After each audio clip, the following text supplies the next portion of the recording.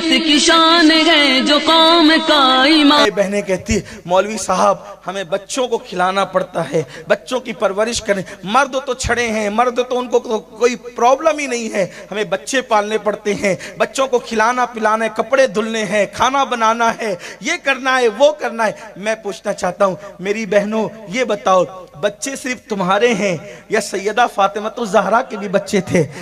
چھوٹی سی عمر میں, اتنی چھوٹی سی عمر تھی, چھوٹی سی عمر میں اللہ نے 5-6 بچوں سے نوازا تھا, ہر بچے کی خدمت کرتی تھی لیکن کبھی نماز نہیں چھوٹتی تھی. بلکہ آپ کو بتاؤں اللہ اکبر, آج تو گھر گھر جو وہ نل بنے ہوئے ہیں, نلوں میں پانی آتا ہے, قریب قریب کنویں ہیں, اور پھر آٹا بھی چھوٹے چھوٹے دیہاتوں میں, بلکہ آج تو فقیروں کے یہاں جو بھیک مانگتے ہیں ان کے یہاں بھی آٹا پیس کر کے آتا ہے. فقیر کی بیوی کو بھی آٹا پیسنا نہیں پڑتا ہے نا, لیکن اللہ اکبر سیدہ فاطمہ اپنے ہاتھوں سے چکی چلاتی تھی, اپنے ہاتھوں, کتنی مصروف زندگی تھی, اپنے ہاتھوں سے چکی. اتنے بڑے مالدار باپ کی بیٹی کہ ان کے بابا سے زیادہ مالدار کوئی نہیں تھا. لوگ کہتے ہیں کہ مالدار باپ کی بیٹیاں بڑے عیش پرست ہوتی ہے, لیکن میں کہتا ہوں سب ایسی نہیں ہوتی.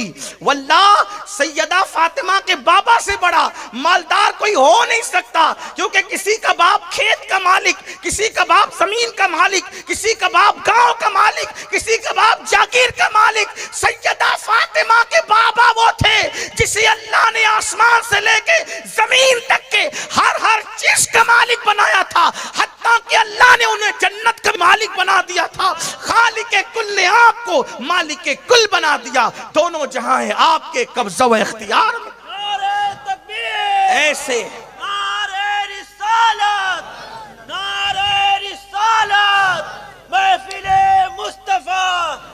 ایسے مالدار باپ کی بیٹی, ایسے مالدار باپ کی بیٹی, ایسے دولت مند باپ کی بیٹی جس کے بارے میں میرے امام نے کہا آسماں خان, زمین خان, زمانہ مہمان, صاحب خانہ لقب کس کا ہے تیرا تیرا. جس کو بھی بھیک ملی ان کے در سے ملی, جس کو بھی جو نعمت ملی اس کے در سے ملی. خلق کے حاکم ہو تم, رزق کے قاسم ہو تم سے ملا جو ملا تم پہ کروڑوں درود.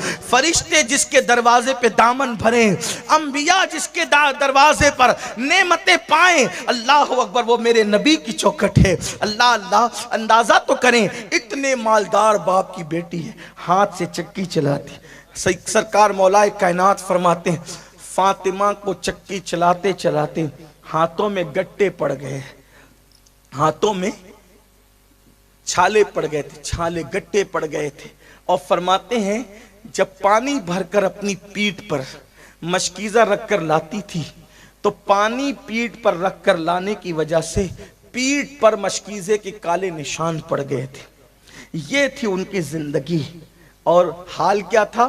نماز تو نماز ہے, فرض تو فرض ہے, واجبات تو واجبات ہیں, تہجد ہو یا رات کی عبادت ہو. حالت یہ تھی کہ جب عشاء کی نماز کے بعد نفل نماز شروع کرتی, ایک ہی سجدے میں پوری رات گزار دیتی, ایک ہی سجدے. اور جب صبح ہوتی نماز جلدی سے مکمل کرتی, اور صبح ہوتی تو کہتی اللہ تو نے رات اتنی چھوٹی بنائی, اتنی چھوٹی تو نے رات بنائی کہ فاطمہ دل کھول کے سجدہ نہ کر سکے. کوئی رات ایسی بڑی دے دے کہ فاطمہ دل کھول کر دل کے ارمانوں کے ساتھ سجدہ کر لے. سیدہ فاطمہ کو عبادت کے لیے رات چھوٹی پڑتی تھی, اور میری ماؤں اور بہنوں کو فلمیں دیکھنے کے لیے اور سیریل دیکھنے کے لیے رات چھوٹی پڑتی ہے, رت جگہوں میں ناچنے کے لیے رات چھوٹی پڑتی ہے, بے پردہ گھومنے کے لیے رات چھوٹی پڑتی ہے. آپ غور تو کریں, ہم جہنم خرید رہے ہیں. اللہ کے رسول صلی اللہ علیہ وآلہ وسلم نے فرمایا کہ میں نے معراج کی شب جہنم میں جب جھانکا تو میں نے سب سے زیادہ جہنم میں عورتوں کی تعداد دیکھی. صحابہ نے پوچھا یا رسول اللہ عورتیں جہنم میں کیوں تھی؟ فرمایا کہ وہ بے پردہ گھومتی ہے, وہ پردہ نہیں کرتی, پردے کی پابند نہیں ہے. سوچیں ایک دور وہ تھا کہ ہندوستان کی غیر مسلم عورتیں بھی پردہ کرتی تھی, اور ایک دور یہ آ گیا کہ مسلمان عورتیں بھی پردہ نہیں کرتی. بلکہ عورتیں تو یہ کہتی ہیں مولانا چھوڑو پردہ تو آنکھ کا ہوتا ہے، پردہ تو آنکھ کا ہوتا ہے۔ اللہ اکبر۔ ایک روایت مجھے یاد آئی، سیدہ فاطمۃ الزہرا کے گھر میں، ذرا توجہ کرنا میری بہنیں خاص طور پہ، اور آپ سے بھی کہتا ہوں اپنے گھر میں پردے کا نظام قائم کرو۔ باپ کی ذمہ داری، بھائی کی ذمہ داری۔ دیکھو اپنا صرف نیک بن جانا ہمیں نجات نہیں دلا سکتا جب تک گھر میں ہم اسلامی ماحول قائم نہ کریں، بلکہ میرے آقا کا فرمان یہ ہے جس گھر کی عورتیں بے پردہ رہتی ہو اور اس گھر کے مرد مثلا بھائی باپ شوہر ان عورتوں کو بے پردگی سے منع نہیں کرتے، وہ مرد دیوس ہے، دیوس۔ اللہ نہ ان کی نمازیں قبول کرتا ہے نہ ان کی دعائیں قبول کرتا ہے۔ یعنی جس گھر کی عورتیں بے پردہ گھومے گی اس گھر کے مرد اگر ان کو منع نہ کریں، اللہ نہ ان کی نمازیں قبول کرے نہ ان کی دعائیں قبول کرے۔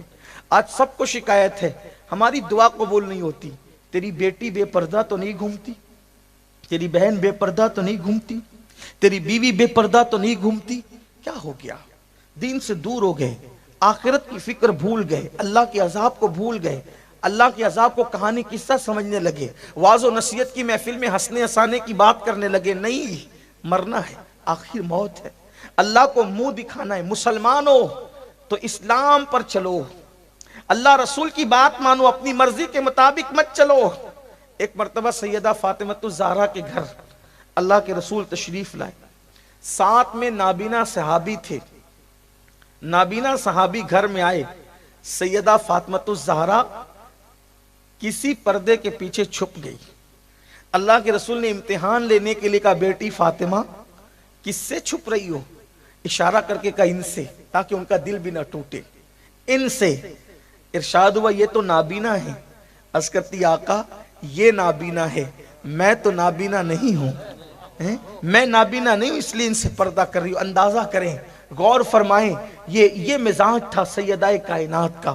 بلکہ سیدہ پاک کی شان یہ ہے، امام اہل سنت سیدی اعلیٰ حضرت نے تو یہاں تک لکھا ہے کہ سیدہ فاطمۃ الزہرا کے سر کی چادر کو، سر کے دوپٹے کو، مرد تو مرد ہے، مرد تو مرد ہے، بچے تو بچے ہیں، بوڑھے تو بوڑھے ہیں، فاطمۃ الزہرا کی غیرت یہ تھی کہ آپ جو سر کے اوپر چادر اوڑھتی تھی اس چادر کو کبھی چاند و سورج نے بھی نہیں دیکھا۔ آپ نے اپنی سر کے چادر کو، سر کے بالوں کو نہیں، سر کے بالوں کی بات بہت بلند ہے، سر کے بالوں کی بات بہت بلند ہے۔ لاؤ کوئی ایسی عورت کائنات میں، لوگ ایسی خاتون کائنات کی اولین اور آخرین میں بتا نہیں سکتے یہ نبی کی بیٹی ہے، سیدہ طیبہ طاہرہ عابدہ زاہدہ راکعہ ساجدہ نقیہ تقیہ زکیہ ام ابیہا سیدہ کائنات ملکہ فردوس بری مخدومہ کائنات سیدہ فاطمۃ الزہرا سلام اللہ علیہا۔ وہ خاتون ایک امام حسین سے کسی نے کہا تھا حسین تمہاری ماں بڑی نیک تھی، آنکھوں میں آنسو آ گئے، فرمایا سچ کہا میری ماں اتنی نیک تھی کہ جب ان کا وصال ہوا میں صرف 7 سال کا تھا، اس کے باوجود بھی میں نے اپنی ماں کے سر کے بالوں کو کبھی نہیں دیکھا، بیٹا ہو کر بھی میں نے اپنی ماں کے سر کے بالوں کو کبھی نہیں دیکھا۔ کوئی ایسی خاتون تو لاؤ۔ اللہ اکبر۔ امام اہل سنت مجدد میت ماضیہ لکھتے ہیں کہ سیدہ فاطمہ نے اپنی چادر کو چاند و سورج سے بھی چھپایا، ان کی چادر کو کبھی چاند و سورج نے بھی نہیں دیکھا۔ فرماتے ہیں جس کا آنچل نہ دیکھا مہو مہر نے، آنچل کہتے ہیں چادر کو، دوپٹے، جس کا آنچل نہ دیکھا مہو مہر نے، اس ردائے نزاہت پہ لاکھوں سلام، اس ردائے نزاہت پہ لاکھوں سلام۔ یہ ہے عورت کا کردار۔ اور آج گانے ہو رہے ہیں عورتوں کے درمیان۔ اللہ کے رسول صلی اللہ علیہ وآلہ وسلم کا فرمان سنو، آج عورتیں شادیوں میں ناچتی ہے، اور مردوں سے کہتی ہیں ہم تو اپنے ارمان نکال رہے ہیں، بیٹے کی شادی میں، بھائی کی شادی میں، دیور کی شادی میں نہ ناچے تو پھر کیا کریں؟ انہیں ناچنا تو بہت بڑی بات ہے۔ اللہ کے رسول علیہ السلام فرماتے ہیں جو عورتیں اترا اترا کر چلتی ہے، یعنی چلتی ہے دوڑتی نہیں، اترا کے چلتی ہے، اترا کر چلنا۔ گجرات والے سمجھیں گے اترا کے چلنا کسے کہتے ہیں؟ مجھے گجراتی نہیں آتی ورنہ میں گجراتی میں بولتا آپ کو، لیکن آپ سمجھ سکتے ہیں میں کہنا کیا چاہتا ہوں کہ اترا کر جو عورتیں چلتی ہے اللہ تبارک و تعالیٰ اس عورت کو جنت کی خوشبو بھی نہیں دے گا، اور اس عورت پر اللہ کی لعنت ہوتی ہے، اور زمین اس کو پکار پکار کر کہتی ہے اے اترا کر چلنے والی عورت، جب تم میرے اندر داخل ہوگی تو تجھے ایسا دباؤں گی کہ تیری پسلیاں ایک دوسرے سے مل جائے گی۔ یہ دنیا ہی سب کچھ نہیں ہے، یہ دنیا ہی سب، ایک دن قبر ہے، قبر میں جانے سے انکار کس کو ہے؟